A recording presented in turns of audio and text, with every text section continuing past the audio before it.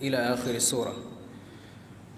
وقال النبي الأمين صلى الله عليه وسلم عن أبي ذر قال لي رسول الله صلى الله عليه وسلم اتق الله حيثما كنت وأتبع السيئة الحسنة تمحوها وخالق الناس بخلق حسن. রাওয়াহু তিরমিজি। আলহামদুলিল্লাহ, সমস্ত স্তুতি সমস্ত প্রশংসা সেই আল্লাহ তাআলার জন্য, যার সীমাহীন অবদানের বদৌলতে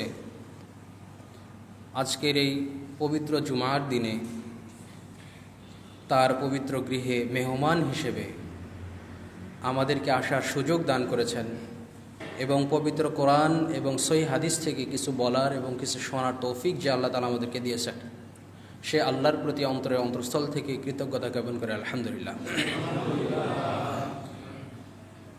যে আল্লাহ তাআলা আমাদেরকে মুসলমান হিসেবে নির্বাচন করেছেন,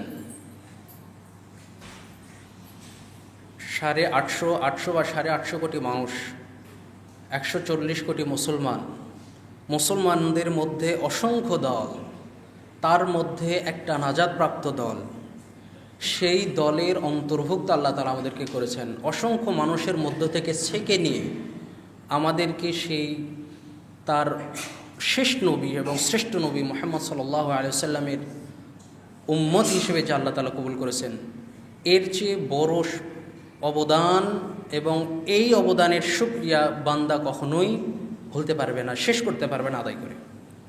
সেই মহান আল্লাহর প্রতি আবার কৃতজ্ঞতা জ্ঞাপন করি আলহামদুলিল্লাহ। দরুদ ও সালাম বর্ষিত হোক সেই প্রিয় হাবিবের প্রতি, যার আদর্শকে বাস্তবায়ন করা আমাদের একমাত্র লক্ষ্য উদ্দেশ্য, যিনি আমাদেরকে ব্যক্তি জীবন, সামাজিক জীবন, সর্বোপরি রাষ্ট্রীয় জীবন পরিচালনার একটা আদর্শ রূপরেখা আমাদের সামনে দিয়ে গেছেন। জান্নাতের পথ আমাদের সামনে বাতলিয়ে দিয়ে গেছেন, জাহান্নামের পথ সম্পর্কে সতর্ক করে গেছেন। সেই মহান রাসূলের প্রতি আমরা দরুদ পাঠ করি সাল্লাল্লাহু আলাইহি ওয়াসাল্লাম। সম্মানিত উপস্থিতি,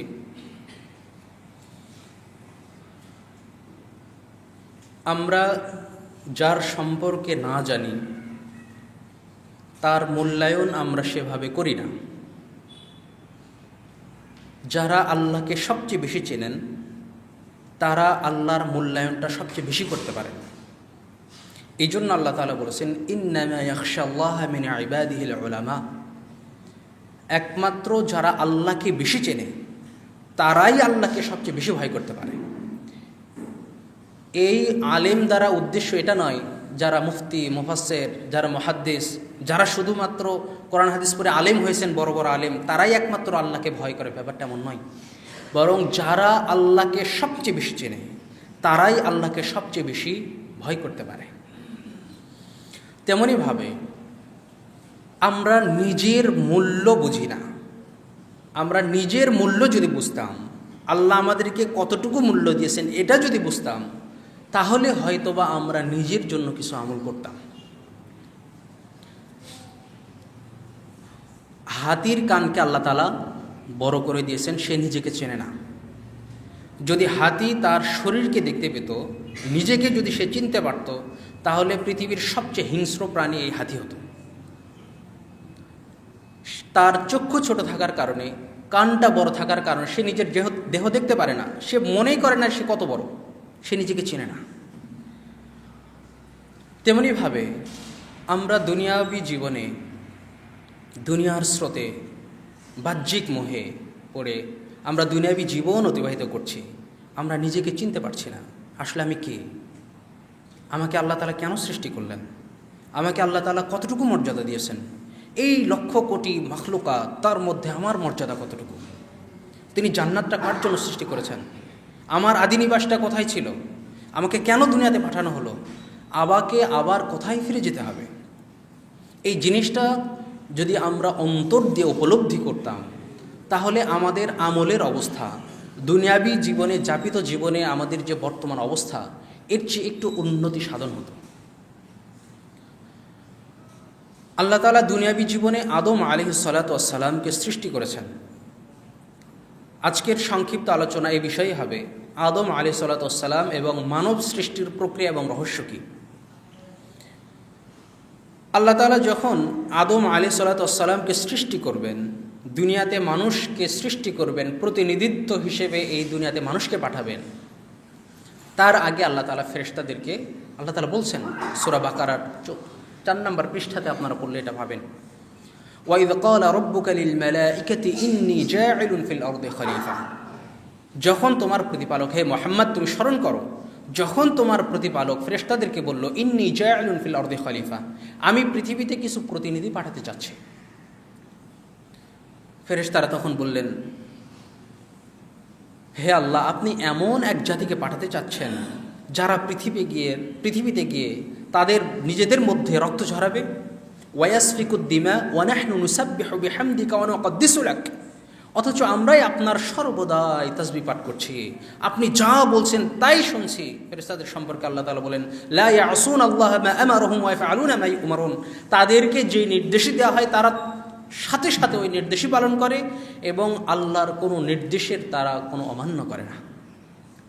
ফেরেশতারা বলেন, হে আল্লাহ, আপনি এমন মানুষকে সৃষ্টি করতে চাচ্ছেন যারা দুনিয়াতে গিয়ে পরস্পরের মাঝে ঝগড়া করবে, রক্ত ঝরাবে, অথচ আমরাই তো আপনার সারাক্ষণ ইবাদত করছি।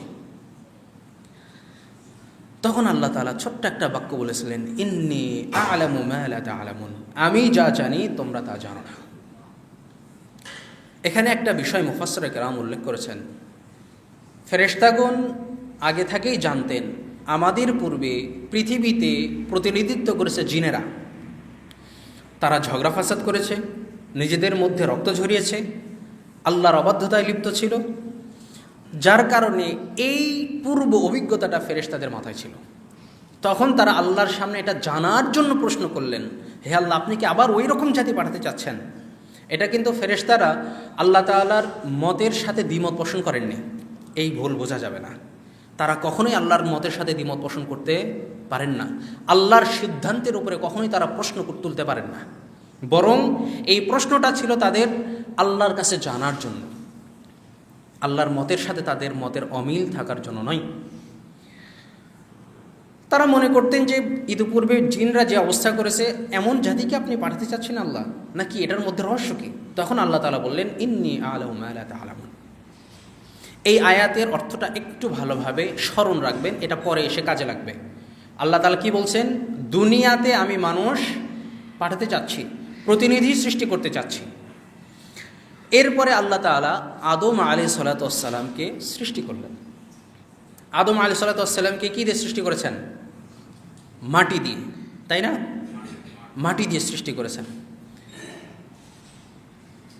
অন্যান্য জিন জাতি, ফেরেশতা মণ্ডলীর ব্যাপারে আল্লাহ তাআলা বলছেন, কুন ফায়াকুন, হও, হয়ে গেছে। ফেরেশতা মণ্ডলীর ব্যাপারেও, সৃষ্টির ব্যাপারেও একই নির্দেশ, জিনদের ব্যাপারেও একই নির্দেশ। তাদেরকে শুধু বলেছেন হও, তারা সৃষ্টি হয়ে গেছে। কিন্তু মানুষকে আল্লাহ তাআলা নিজের হাতে সৃষ্টি করেছেন। সুবহানাল্লাহ।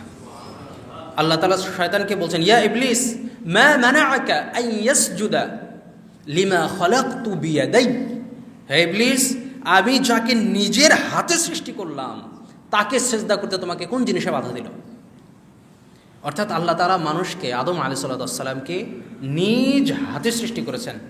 শুধু তাই নয়, তিনি শুধুমাত্র মাটি দিয়ে সৃষ্টি করেই ক্ষান্ত হননি, মাটিকে কয়েকটা পর্যায়ে ভাগ করেছেন।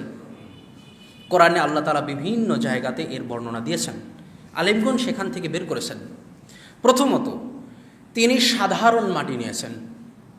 আল্লাহ তাআলা সূরা আলে ইমরানের 59 নম্বর আয়াতে বলছেন, ইন্না মাসালা ঈসা ইনদাল্লাহি কামাসালি আদম খালাকাহু মিন তুরাব সুম্মা ক্বালা লাহু কুন ফায়াকুন। নিঃসন্দেহে ঈসার দৃষ্টান্ত আদমের মতো আলাইহিস সালাতু ওয়াস সালাম। খালাকাহু মিন তুরাব, তাকে সৃষ্টি করা হয়েছে মাটি থেকে, সাধারণ মাটি। আগেই বলে রাখি, আরবি ভাষা পৃথিবীর সবচেয়ে সমৃদ্ধ ভাষা। আরবি ভাষা পৃথিবীর সবচেয়ে সমৃদ্ধ ভাষা, যেটার একটা শব্দের বহু অর্থ হতে পারে এবং একটা অর্থের বহু শব্দ থাকতে পারে।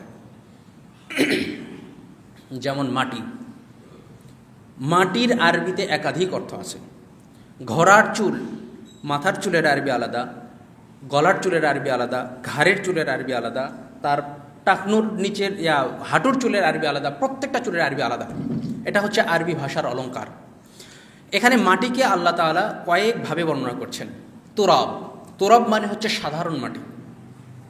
আদম আলাইহিস সালামকে সৃষ্টির প্রথম প্রক্রিয়া হলো তিনি সাধারণ মাটি নিয়েছেন। আল্লাহ তাআলা সূরা আল ইমরানের 59 নম্বর আয়াতে এটা বলেছেন। আবার সূরা সাজদার 7 নম্বর আয়াতে আল্লাহ তাআলা বলেছেন, ওয়া বাদাআ খালকাল ইনসানি মিন তিন, আমি মানুষকে সৃষ্টি করেছি পানি মিশ্রিত মাটি দ্বারা। প্রথমে সাধারণ মাটি, তারপর ওই মাটিতে কি মিশেছেন? পানি মিশ্রিত মাটি। মাটির কয়টা রূপ হলো? 2টা। 3 নম্বরে আল্লাহ তাআলা বলেছেন এই মাটির পরিমার্জনা করার কারণে, পরিমার্জিত করে এই মাটিটাকে আল্লাহ তাআলা আঠালো মাটি করেছেন।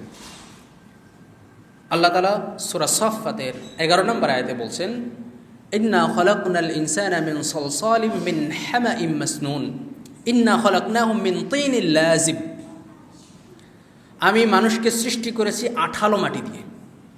সাধারণ মাটি, পানি মিশ্রিত মাটি, এটাকে পরিমার্জন করার পর আঠালো মাটি। এরপর আল্লাহ তাআলা বলছেন সূরা হিজরের 26 নম্বর আয়াতে, ইন্না খলাকনাহুম মিন সালসালিম মিন হামাইম মাসনুন, আমি মানুষকে সৃষ্টি করেছি কালচে মাটি দ্বারা। এই মাটিকে পরিমার্জন করতে করতে মাটির রং কি হয়? কালচে হয়ে যায়। কালচে রূপ দ্বারা, মাটির কালচে রূপ দ্বারা আমি মানুষকে সৃষ্টি করেছি।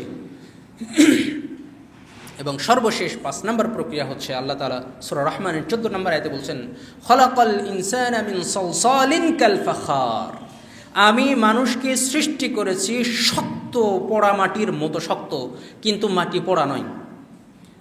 শুকনা মাটি, শক্ত ঠনঠনে মাটি দ্বারা, কিন্তু এটা পোড়া নয়, পোড়ার মতো শক্ত। মাটি পুড়লে যেমন শক্ত হয়, এই মাটি তেমন শক্ত, কিন্তু এটা পোড়া মাটি নয়। তাহলে মাটির কয়টা প্রক্রিয়া? 5টা। সাধারণ মাটি, পানি মিশ্রিত মাটি, এরপরে আঠালো মাটি, কালচে মাটি এবং শক্ত মাটি। কত প্রক্রিয়া আল্লাহ তাআলা নিলেন। এই মাটিগুলো আল্লাহ তাআলা কোথায় থেকে নিলেন? এবং আল্লাহ তাআলা মানুষকে মাটি দিয়েই বা কেন সৃষ্টি করলেন? ওলামায়ে কেরাম বলেছেন, যাকে যেই জিনিস দিয়ে সৃষ্টি করলে তার স্বভাব জাতির সাথে মিলে যায়, আল্লাহ তাআলা তাকে ওই জিনিস দিয়েই সৃষ্টি করেছেন। ফেরেশতাদেরকে আল্লাহ তাআলা তার ইবাদত বন্দেগী, তার নির্দেশ পালন, তসবিহ পাঠের জন্য সৃষ্টি করেছেন। তার সাথে নূরটাই মানানসই হয়, আল্লাহ তাআলা তাকে নূর দিয়ে সৃষ্টি করেছেন। শয়তান এর কাজ মানুষের মধ্যে ওয়াসওয়াসা দেয়া, মানুষের সংসারে আগুন ধরানো, মানুষের মধ্যে ঝগড়া ফাসাদ লাগিয়ে দেয়া, নিজেকে আল্লাহর অবাধ্যতায় লিপ্ত রাখা। এই জন্য শয়তানকে আল্লাহ তাআলা আগুন দিয়েই সৃষ্টি করেছেন। এবং মানুষকে আল্লাহ তাআলা মাটি দিয়ে সৃষ্টি করেছেন। মাটির মধ্যে যে বৈশিষ্ট্য আছে, মানুষের মধ্যেও একই বৈশিষ্ট্য আছে। যেহেতু জমিনে মাটি থাকবে, মানুষ ওই মাটিরই হওয়া উচিত। যেই জমিনকে তার আবাদ করবে, ওই জমিনের সাথেই তাদের সামঞ্জস্য থাকা উচিত। এই জন্য মানুষকে আল্লাহ তাআলা মাটি দিয়ে সৃষ্টি করেছেন। সুবহানাল্লাহ। তাহলে এখানে মাটিটা আল্লাহ তাআলা কোথায় থেকে নিয়েছেন? রাসূল সাল্লাল্লাহু আলাইহি ওয়াসাল্লাম তিরমিজির 2955 নম্বর হাদিসে আমাদেরকে বলে দিয়েছেন, ইন্নাল্লাহা খালাকা আদামা মিন কবদাতিল আরদ মিন জামিইল আরদ কবদাহা মিন জামিইল কবদাহা কবদাতান মিন জামিইল আরদ। আল্লাহ তাআলা আদম আলাইহিস সালামকে সৃষ্টি করেছেন পৃথিবীর সমগ্র জায়গা থেকে এক মুষ্টি মাটি নিয়ে। অর্থাৎ পৃথিবীর প্রত্যেকটা জায়গা থেকে আল্লাহ তাআলা এক মুষ্টি মাটি নিয়ে, সেই মাটি দিয়ে আদম আলাইহিস সালামকে আল্লাহ তাআলা সৃষ্টি করেছেন। এরপর কেন মাটি দিয়ে সৃষ্টি করেছেন, এর উত্তরও রাসূল সাল্লাল্লাহু আলাইহি সাল্লাম আমাদেরকে দিয়ে দিয়েছেন। এরপরে রাসূল সাল্লাল্লাহু আলাইহি সাল্লাম বলছেন, ফাজাআ বানু আদামা আলা কদরিল আরদ।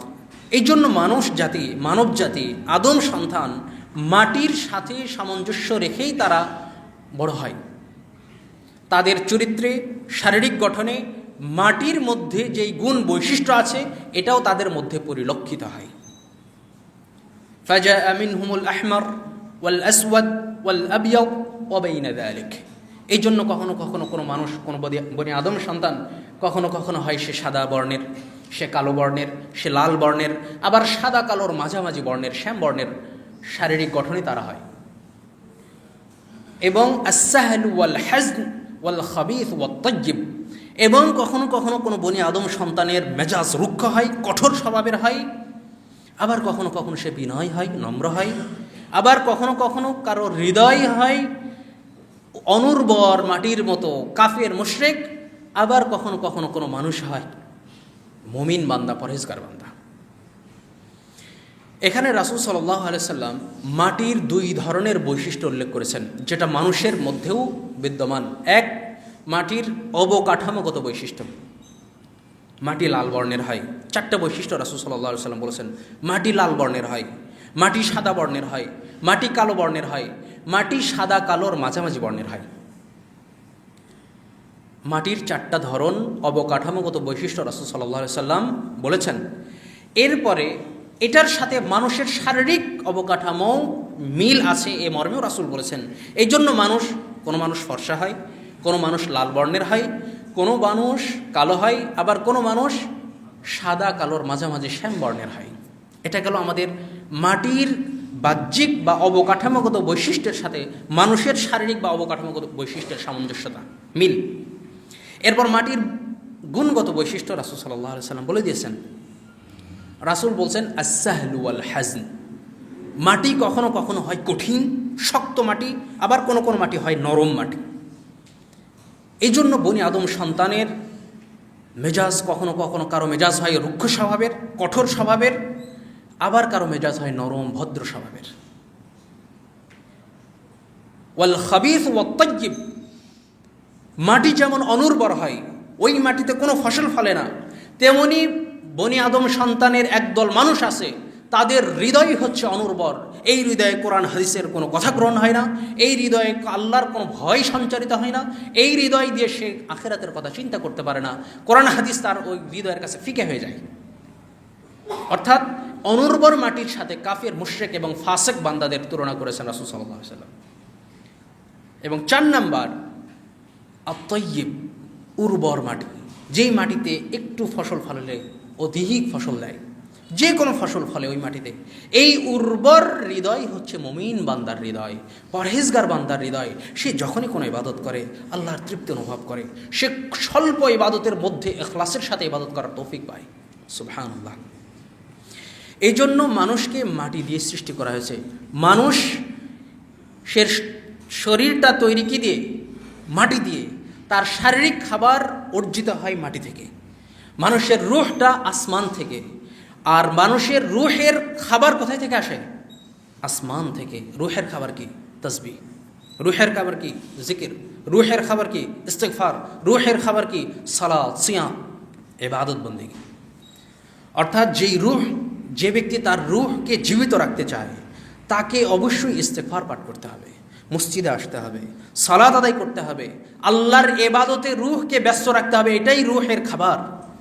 যে ব্যক্তি তার শরীরকে সুস্থ রেখেছে খাবারের মাধ্যমে, রূহকে অভুক্ত রেখেছে, রূহকে মৃত্যুবরণ করিয়েছে, এই হতভাগা বান্দার জন্য কিয়ামতের দিন কঠিন আযাব তার জন্য অপেক্ষা করছে। রূহটা কি? আল্লাহ তাআলা বলেছেন রূহ হচ্ছে মিন আমরিল্লাহ, এটা আল্লাহর একটা নির্দেশ। আদম সন্তানকে সৃষ্টি করে রূহ আল্লাহ তাআলা ফুঁকে দিয়েছেন। রূহের খাবার আল্লাহর সাথে সংশ্লিষ্ট। এবং মানুষ যেহেতু মাটির তৈরি, তার খাবার কোথায় থেকে আসে? মাটি থেকেই আসে। সুবহানাল্লাহি বিহামদিহি ওয়া সুবহানাল্লাহিল আযীম। এই দুনিয়াকে মানুষ পরিচালনা করবে বিধায় এই দুনিয়ার আবহাওয়া, এই দুনিয়ার অবকাঠামো, এই দুনিয়ার গুণগত অবকাঠামো সব কিছুর সাথে, মাটির সাথে মানুষের একটা আত্মিক এবং শারীরিক দুটোরই মেলবন্ধন আছে। এই জন্য আল্লাহ তাআলা আমাদেরকে মাটি দিয়ে সৃষ্টি করেছেন। সুবহানাল্লাহ। আদম আলাইহিস সালামকে যখন মাটি দিয়ে সৃষ্টির প্রক্রিয়া তিনি শেষ করলেন, এইবার শেষ করে ফেরেশতাদের সামনে উপস্থাপন করলেন। وعلم آدم الأسماء كلها ثم عرضهم على الملائكة। আল্লাহ তাআলা আদম আলাইহিস সালামকে সৃষ্টি শেষ করে তাকে সব কিছুর নাম শিখিয়ে দিলেন। উলামায়ে কেরাম বলেন, সেই সময় থেকে নিয়ে কিয়ামত পর্যন্ত যত অত্যাধুনিক প্রযুক্তি আসবে, প্রত্যেকটার নাম আদম আলাইহিস সালাম তখন থেকে জানতেন। সুবহানাল্লাহ। অর্থাৎ সকল কিছুর নামই আদম আলাইহিস সালামকে আল্লাহ তাআলা শিখিয়ে দিলেন। এরপরে ফেরেশতাদের সামনে উপস্থাপন করে বললেন, وعلم آدم الأسماء كلها ثم عرضهم على الملائكة فقال أنبئوني بأسماء هؤلاء إن كنتم صادقين। হে ফেরেশতারা, আচ্ছা বলো তো দেখি এই জিনিসের নাম কি, অমুক জিনিসের নাম কি? আল্লাহ তাআলা তাদেরকে যখন জিজ্ঞাসা করলেন, তখন ফেরেশতারা বললেন, ক্বালু, হে আল্লাহ, আমরা লা ইলমা লানা ইল্লা মা আল্লামতানা, আপনার পবিত্রতা ঘোষণা করছি, আমরা তো শুধু অতটুকুই জানি যতটুকু আপনি আমাদেরকে জানিয়েছেন, এর বাইরে তো আর কিচ্ছু জানি না। আদম আলাইহিস সালামকে বললেন, আদম তুমি নামগুলো বলে দাও। তখন আদম আলাইহিস সালাম সকল কিছুর নাম তিনি বলে দিলেন। এরপরে ফেরেশতাগণকে নির্দেশ করা হলো সেজদা দেওয়ার কথা, তারা সেজদা দিলেন আদম আলাইহিস সালামকে, ইল্লা ইবলিস, ইবলিস ব্যতীত। এখানে দুইটা বিষয়। এক, আদম আলাইহিস সালামকে ফেরেশতাগণ সেজদা দিয়েছিলেন কিসের কারণে? তার ইলমের কারণে? শুধুমাত্র তার ইলমের কারণে? কোশ্চিন কালো নয়, এটা আল্লাহ তাআলার নির্দেশ ছিল। এবং হামিম সাজদাতে এই একটা ইঙ্গিত এসেছে যে আদম আলাইহিস সালামকে সৃষ্টির পূর্বে ফেরেশতাদেরকে নির্দেশ দেওয়া হয়েছিল তাকে সিজদা করার। মানুষকে ফেরেশতাদের সামনে তার মর্যাদাকে উচ্চকিত আল্লাহ তাআলা করলেন, করে ফেরেশতাদেরকে তাদেরকে সিজদা দিতে বললেন। এটা একটা ছিল তার সম্মান মর্যাদার বোঝানোর জন্য, দ্বিতীয়ত আল্লাহ তাআলার নির্দেশ ছিল ফেরেশতাদের প্রতি যে তারা যেন সিজদা করে। আমরা অনেকেই মনে করে থাকি আদম আলাইহিস সালামকে শুধুমাত্র ইলমের কারণে সিজদা করা হয়েছিল। না, শুধুমাত্র ইলমের কারণে নয়, এটা আল্লাহর নির্দেশ ছিল এবং তার মর্যাদাকে আল্লাহ তাআলা উচ্চকিত করেছেন। এইবার বলেন, মাটির মর্যাদা বেশি নাকি নূরের মর্যাদা বেশি? মাটির মর্যাদা বেশি। রাসূল সাল্লাল্লাহু আলাইহি ওয়াসাল্লাম আমাদের কিসের তৈরি? মাটির তৈরি। মাটির তৈরি বললেই রাসূলের মর্যাদাকে উচ্চকিত করা হয়, নূর বললে তার মর্যাদাকে খাটো করা হয়। তো যখন ফেরেশতারা সবাই সিজদা করলো, ইবলিস সিজদা করলো না। ইবলিসকে আল্লাহ তাআলা বললেন, মা মানাআকা আন তাসজুদা লিমা খালাকতু বিয়াদাই, আমি যাকে নিজের হাতে সৃষ্টি করলাম তুমি তাকে কেন সিজদা করলে না? কোন জিনিসে তোমাকে বাধা দিল? তখন শয়তান বলে দিল, খালাকতানি মিন নূর মিন নার ওয়া খালাকতাহু মিন তিন, হে আল্লাহ, আপনি আমাকে আগুন দিয়ে সৃষ্টি করেছেন, আগুন সবসময় লম্ফমান উপর দিকে থাকে, আর আপনি তাকে সৃষ্টি করেছেন মাটি দিয়ে, মাটি সবসময় নিচে থাকে, উপরের জিনিস তো কখনো নিচের জিনিসকে সিজদা করতে পারে না। তখন আল্লাহ তাআলা শয়তানকে বের করে দিলেন জান্নাত থেকে, ফাইন্নাকা রাজিম, তুই অভিশপ্ত, তুই বের হয়ে যা। এবং আদম আলাইহিস সালামকে কোথায় দিলেন? জান্নাতে দিলেন। এবং তখন মা হাওয়া আলাইহিস সালামকে আল্লাহ তাআলা সৃষ্টি করলেন, করে আদম আলাইহিস সালামকে বললেন, হে আদম, তুমি এবং তোমার স্ত্রী উসকুন আনতা ওয়া যাওজুকাল জান্নাতা ওয়া কুলা মিনহা রাগাদান হাইথু শি'তুমা, তুমি তোমার স্ত্রী জান্নাতে বসবাস করো, মনের যা ইচ্ছা চায় সব জায়গায় ঘোরাফেরা করো, খাওয়া দাওয়া করো, যা ইচ্ছা চায় তা খাও, কিন্তু ওই গাছের নিকটবর্তী তোমরা হইও না। শয়তানকে যখন জান্নাত থেকে বের করে দেওয়া হলো, শয়তান প্রতিজ্ঞা করলো, হে আল্লাহ, লাউইয়ান্নাহুম, আমি আপনার সৃষ্টির যত মানুষ আছে তাদেরকে আমি সবাইকে আমি আক্রমণ করতে থাকবো, আপনার সিরাতে মুস্তাকিমে আমি ওত পেতে থাকবো। আমি তাদেরকে ডান দিক থেকে আক্রমণ করব, বাম দিক থেকে আক্রমণ করব, সামনে থেকে আক্রমণ করব, পিছন থেকে আক্রমণ করব, তাদেরকে আমি জাহান্নামে নিয়ে যাব। ইল্লা ইবাদিকাস সালিহিন, তবে যারা আপনার বান্দার মধ্যে যারা সালেহ বান্দা আছে, মুমিন পরহেজগার বান্দা আছে, তাদেরকে হয়তো আমি নিতে পারবো না। এবং আল্লাহ তাআলা তাকে সেই অনুমতি দিয়েছেন, তার দোয়াও আল্লাহ কবুল করেছেন, তোমাকে কিয়ামত পর্যন্ত জীবন দেওয়া হলো। এরপরে আদম আলাইহিস সালামকে জান্নাতে যখন রাখলেন, শয়তান এসে ওয়াসওয়াসা দিল, আদম, আমি সংক্ষেপে শুধু বলে যাচ্ছি, তোমাকে আল্লাহ তাআলা ওই গাছের ফল কেন খেতে নিষেধ করেছেন জানো? প্রথমে তাকে বিশ্বাস না করায় সে কসম কেটে বলল, আল্লাহর কসম, আল্লাহে, আমি তোমার হিতাকাঙ্ক্ষী। শয়তান কসম কেটে তাকে বলছে, আমি তোমার হিতাকাঙ্ক্ষী। কেন তোমাকে আল্লাহ তাআলা ওই ফল খেতে নিষেধ করেছেন জানো তুমি? কারণ তুমি যদি ওই ফল খাও তাহলে ওই ফল খেলে তুমি জান্নাতে চিরস্থায়ী হয়ে যাবে। জান্নাতে চিরস্থায়ী হওয়ার বাসনা কার না জাগে? আদম আলাইহিস সালাম এবং মা হাওয়া আলাইহিস সালাম শয়তানের এই ফাঁদে পড়ে তারা ফলটা খেয়ে ফেললেন। এখানে অনেকে বলেন এখানে নারীর দোষ ছিল, তার প্ররোচনায় পড়ে আদম আলাইহিস সালাম ফল খেয়েছেন, আলিয়াযু বিল্লাহ। এটা বানোয়াট কাহিনী। তখন আল্লাহ তাআলা তাদেরকে জান্নাত থেকে বের করে দিলেন। এখানে প্রশ্ন হলো, যদি আল্লাহ তাআলা আদম আলাইহিসসালামকে সৃষ্টির পূর্বেই বলেছেন, ফেরেশতাদেরকে বলেছেন, আমি পৃথিবীতে মানুষকে পাঠাতে চাচ্ছি।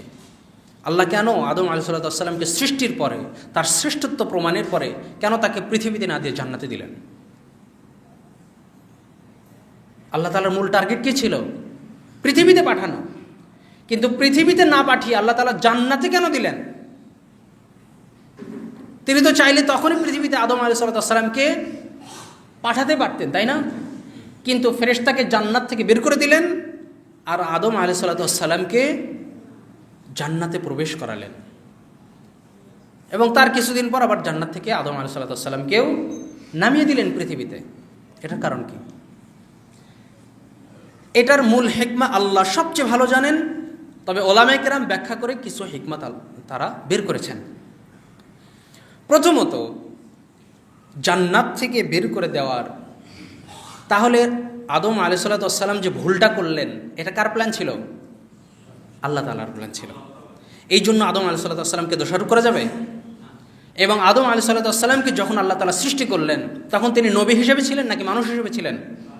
মানুষ হিসেবে ছিলেন। এবং তাকে আল্লাহ তাআলা জান্নাত থেকে পৃথিবীতে পাঠিয়ে দিয়ে পৃথিবীতে তাকে নবী নির্বাচন করেছেন বা নবী করে তাকে পাঠিয়েছেন। তাহলে আদম আলাইহিসসালামকে জান্নাতে দিয়ে জান্নাত থেকে আবার আল্লাহ তাআলা বের করলেন, এটা আল্লাহ তাআলার একটা পরিকল্পনা। এখানে কিছু হিকমত আছে। এক, আল্লাহ তাআলা আদম আলাইহিসসালামকে বোঝাতে চাইলেন, এই দুনিয়াবী জীবনে তোমার স্থায়ী নয়, তোমার মূল বাসস্থান, আদি নিবাস হচ্ছে এই জান্নাত। তোমাকে দুনিয়াতে পাঠানো হচ্ছে, আবার তোমাকে এই জান্নাতে ফিরে আসতে হবে। তোমার দুনিয়াবী জীবন কেন্দ্রীভূত হবে এই জান্নাত কেন্দ্রিক। অর্থাৎ পৃথিবীতে তোমাকে পাঠানো হচ্ছে অস্থায়ীভাবে। এবং মানুষের আদি নিবাস কোথায়? আমাদের আদি নিবাস কোথায়? জান্নাত। ওই আদি নিবাসে আমাদেরকে ফিরে যাওয়ার চেষ্টা করতে হবে। মূলত আদম আলাইহিসসালাম তিনি যেন বুঝতে পারেন দুনিয়াবী জীবন ক্ষণস্থায়ী, সারা পৃথিবীর মানুষ যেন বুঝতে পারে দুনিয়ার জীবন ক্ষণস্থায়ী, দুনিয়ার জীবন ক্ষণস্থায়ী। মানুষ যেখান থেকে এসেছে আবার সেখানে ফিরে যাবে, মানুষ পরকালে চিরস্থায়ী। 2 নম্বর হিকমত হচ্ছে, যাতে করে আদম আলাইহিসসালাম জান্নাতের যে নাজ নিয়ামত তিনি গ্রহণ করেছেন, দেখেছেন, উপভোগ করেছেন, এটার প্রতি আকৃষ্ট হয়ে যেন তিনি দুনিয়াতে কষ্ট সহ্য করেন এবং সেই জান্নাতে যাওয়ার জন্য চেষ্টা অব্যাহত রাখেন। আল্লাহ তাআলা এই জন্য আমাদেরকে কোরআন এবং রাসূল সাল্লাল্লাহু আলাইহি সাল্লামের মাধ্যমে হাদিসে জান্নাতের অসংখ্য বর্ণনা দিয়েছেন। সূরা রহমান পড়ে দেখেন, সূরা ওয়াকিয়া পড়ে দেখেন, জান্নাতের কত সুন্দর বর্ণনা। একজন মানুষের অন্তরে জান্নাতের প্রেম ঢোকানোর জন্য আল্লাহ তাআলা কত আয়াত নাজিল করেছেন। রাসূল সাল্লাল্লাহু আলাইহি ওয়াসাল্লাম সাহাবীদেরকে কত সুন্দর বর্ণনা দিয়েছেন, যাতে করে মানুষের মধ্যে তার আদি নিবাস যে এত চমৎকার, এত সুন্দর, ওই জায়গাতে যাওয়ার জন্য যেন মানুষের মন পড়ে থাকে, তিনি যেন এখানে চেষ্টা করতে থাকেন। আদম আলাইহিসসালামকে যদি জান্নাতে না দিতেন, জান্নাত সম্পর্কে তার ধারণা দেখার চেয়ে, বর্ণনা চেয়ে তার দেখার ধারণাটা আরও কি হয়? তীব্র হয়। এই জন্য দুনিয়াবী জীবনে যেন তিনি এবং মানব জাতি যেন সেই জান্নাতে যাওয়ার মনোবাসনা রাখে এবং জান্নাতে যাওয়ার চেষ্টায় অব্যাহত থেকে দুনিয়াবী জীবন যেন তারা পরিচালনা করে। 3 নম্বর হিকমত হচ্ছে,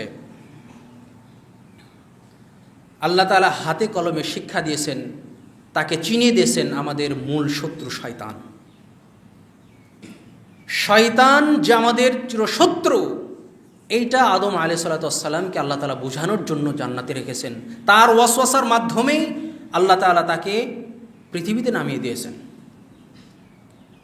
শয়তান যে শত্রুকে আল্লাহ তাআলা চিনিয়ে দিয়েছেন। 4 নম্বর হিকমত হচ্ছে,